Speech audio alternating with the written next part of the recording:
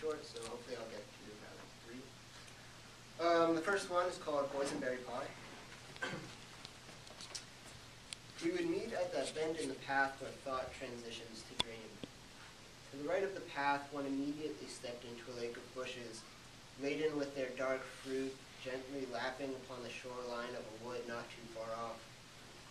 I do not know who planted these bushes. They seemed to grow in too organized a fashion for them to have grown naturally in such a manner. However, in all the years we met here, not once did we meet anyone else. She claimed to have planted them herself. It seemed she was always there before me, hands cradling each other in front of a dress the original color of which I can no longer recall. Her smile, so infectious, though I have not seen it in some time, is difficult to forget completely. Every time we met, we would squeeze ourselves through those tiny rivulets of space between the rows of bushes and make our way to the wood, gathering berries, a dressful and a shirtful at a time. We would deposit our harvest on the floor of a clearing in the wood and get to work stripping patches of bark from the surrounding trees. We were interested in the inner layers of the bark, those closest to the inner wood of the trees. It was almost sweet.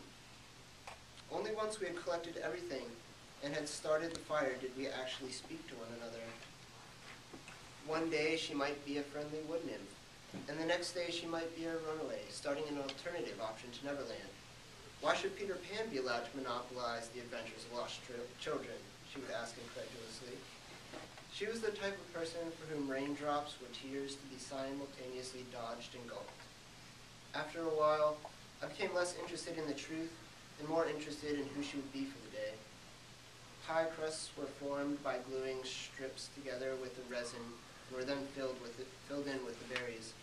We would heat the pie over the fire until the berries had just begun to slouch in their skin and the bark was crisp. We ate our pies and traded stories with the leaves above us. We were opening a pie shop, and to protect our pie-baking secrets, we were forced to bake our pies out here. We were the sole survivors of a terrible plane crash and had to make these pies in order to survive until the rescue effort found us. We were the pioneer settlers of a new colony of pie baker Quakers. By the time we finished our pies, we were a delicious mess, satisfied as only dreamers can be. And then I would have to leave. As I grew older, the frequency of our baking dwindled. I've had increasing difficulty or decreasing interest, I do not know which it is, finding that bend in the path that was once so familiar to my feet. Yet, when I did manage to find my way back, there she stood, hands cradling each other in front of the same dress and that same wide smile, bursting with an eagerness only youth can produce. And so we would become a delicious mess once again. However, as the time between pies increased, the more disheveled she looked when we met, and the less I had to share. Now, she was the daughter I never had, the granddaughter I never got to bounce on my knee and spoil with gifts. I would just sit there, listening to her stories of pleasant memories never lived. The last time we met was a number of years ago, and I barely recognized her. She was a dark purple from head to toe. Thorns from the bushes battled with ants for space in her hair, sticky with a dry residue of berry. I wondered if her blood was now the blood of the berries. Even her teeth were stained a dark purple. Oh, that smile. One could not help but dream anew upon seeing it, even someone as out of practice as myself. She patiently led me to the clearing, carrying both my berries and her own. I could not believe it was the same clearing. The clearing had been expanded. In fact, it was no longer a clearing, but a field of pies. I'm an old man standing on a sidewalk. In front of me is a table with a sign advertising fresh pies. I cannot help but stare at the little girl behind the table. Who are you today?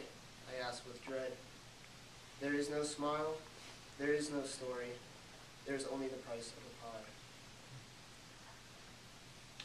This next story is called Where Are You Going?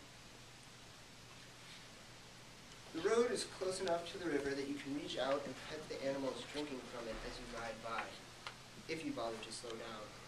Your hourglass is always down to the last grain for some reason. In fact, that is why you take this road. You hardly ever see any other motorists on it, so you can go as fast as you like. That's what it's all about anyway. Getting from A to B to C to D and so on and so on. Cycling through the alphabet as many times as you can. I suppose the relatively high potential for having to deal with roadkill helps keep most people away from this riverside ride. Running over the small life of a squirrel or a rabbit or something cute like that is a sad little bump in the road, but nothing to stop for. Kill something bigger, like a deer, and the tragedy of ending such elegance and grace will stop you for a while. Even if you aren't the one that hits that deer, but you find it lying there, left by some manifestation of ultimate disrespect, half on the road and half off, you can't help but stop and open yourself to the sadness of such an ending. And then you angrily dial the necessary numbers to make sure the mess gets taken care of before you hop back on your bike. Your concern for the positions of the hands on your wristwatch return to their position of prominence in your mind faster than you distance yourself from the lifeless body you leave in the wake of your haste. People don't want to deal with all this, so they avoid it and this road. Not you, though. You have your alphabet that keeps you focused.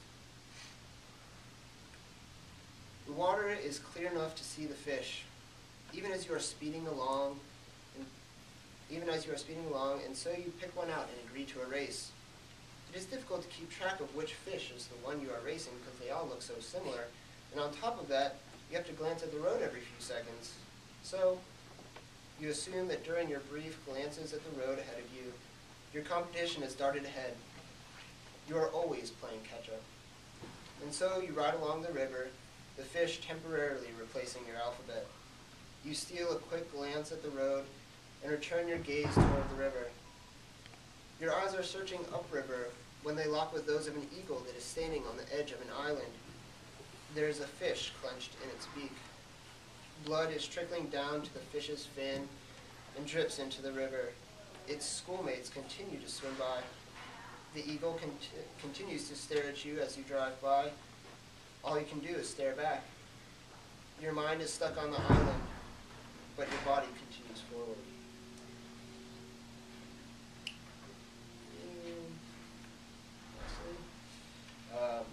The story is called Stream of Life. He was wandering his way through someone else's story, unsure of where to go when he came across a pair of camels tied to a makeshift sign that read, Stream of Life. Near as he could tell, there was no sign of any owner to which these camels might belong. Neither was there any sign of a stream for that matter. What can we do you for, stranger? They asked in perfect unison. Some direction would be nice. Yeah, seems every one of you people that end up here are looking for the same thing. So, what do you tell them? Well, we usually tell them to follow the stream, but we usually just get weird looks like the one on your face. Perhaps because there is no stream. What does the sign say? Stream of life. Well, we have it. But there is no stream.